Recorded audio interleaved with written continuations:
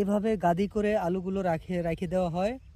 মৌ আলু বলে আমাদের রঘুনাথপুর গ্রাম। মৌ আলু এবছর উৎপাদন অনেক অনেক অনেক বেশি হয়েছে।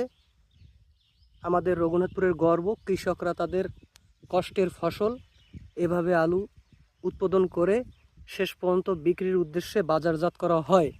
এবং এই আলুগুলো দেখা যাচ্ছে মনকে 550 থেকে 500 টাকা মূল্যে এগুলো বিক্রি করানো হয়।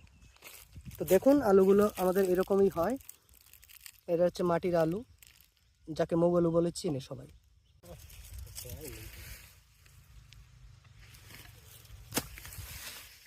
কৃষক তার দক্ষতার সহিত আলুগুলো উঠাচ্ছে। দেখুন কেমনে আলুগুলো উঠায়।